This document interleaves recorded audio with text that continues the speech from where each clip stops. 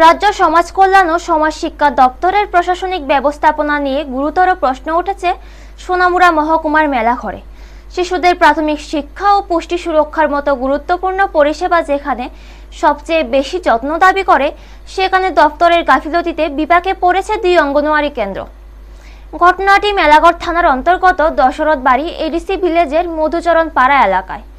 স্থানীয় সূত্রে জানা গেছে, প্রায় 1 কিলোমিটারের ব্যবধানে মধুচরণ পাড়া ও পালপাড়ায় 2টি অঙ্গনওয়াড়ি কেন্দ্র রয়েছে। কিন্তু গত 4 মাস ধরে সমাজ কল্যাণ ও সমাজ শিক্ষা দপ্তরের অবহেলায় বঙ্কবাড়ি অঙ্গনওয়াড়ি কেন্দ্রে কোনো স্থায়ী শিক্ষিকা নেই। ফলে কার্যত শিক্ষিকাবিহীন অবস্থাতেই চলেছে কেন্দ্রটি।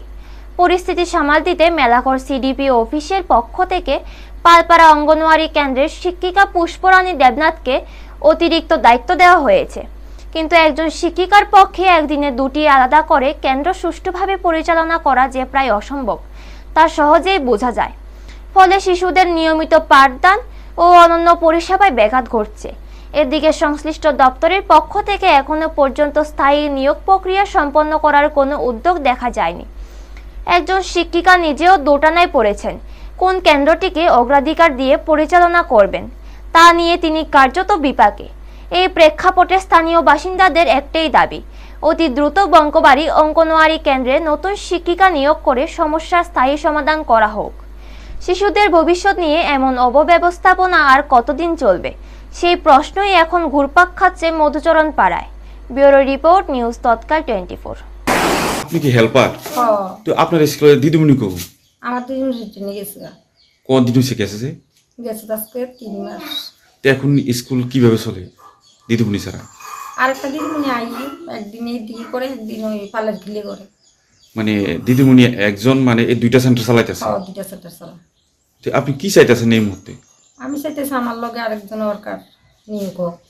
মানে খুব শীঘ্র যাতে নিয়োগ হোক। হ্যাঁ, কিরকম স্টুডেন্ট আছে কতজন এই স্কুলে জানেন নি? হ্যাঁ জানি। কতজন আছে? 10 জন। 10 জন। আমার নাম পুষ্পরানী দেবনাথ। এই স্কুলটার কি নাম? পালপাড়া অঙ্গনারী কেন্দ্র।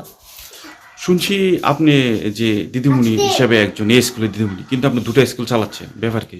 আমার অফিস থেকে অর্ডার দিয়ে দিচ্ছে এবং অফিস কপি দিয়ে দিচ্ছে, হেল্পারও দিচ্ছে, বঙ্কবাড়ি হেল্পারও দিচ্ছে, আলোয়া বেগম আর মহারানী দেববর্মারও চিঠি দিচ্ছে, আমারও দিচ্ছে, অফিস থেকে ডাকাইছে। ডাকানোর পরে দিচ্ছে, পরে কইছে এখন আবার তো চালান। এরপরে যে সময় দিদিমণি নিয়োগ করে তখন আমনে ভাত। কত মাস ধরে চালাচ্ছেন 2টা? আমি ডিসেম্বরের 9 তারিখ জয়েন দিচ্ছি। তো আপনি একটা স্কুল পরিচালনা করে আরেকটা স্কুল চালাতে আপনার ব্যাঘাত হয় না? হ্যাঁ, আমার খুব কষ্ট হয়, কারণ সরকার থেকে চাল না দেয়, শুধু চাল ডালে না দেয়।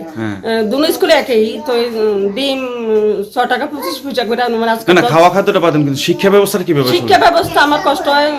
সপ্তাহ 6 দিন, 6 দিনের মধ্যে একদিন আজকে সোমবার, কালকা দুলের বন্ধ, যাইতাম না। এরপর বুধবার আবার বঙ্কবাড়ি যাবো এই ডিম লইয়া, এরপরে আবার বৃহস্পতিবারের দিকে থাকুম, আবার শুক্রবারে যাবো, আবার শনিবারের দিকে থাকুম। কিন্তু বেতন নাই, বিনা বেতনে। বিনা বেতনে আমার। এখন আপনি কি চাইতেছেন? আমি কি চাবো, দিদিমণি একটা নিয়োগ হোক তাড়াতাড়ি। আমি একটু আমার কষ্ট হয়, আমার বাড়ি বরপাতর থেকে হাঁটতে হাঁটতে বঙ্কবাড়ি যাও, আর সব দিন যাও ছেলে বাড়ি থাকে না, যেদিন বাড়ি থাকে দিন তো ভাগ্যে নিয়ে দেয়, আর নইলে হাঁটতে একটুই যাওয়ার লাগে।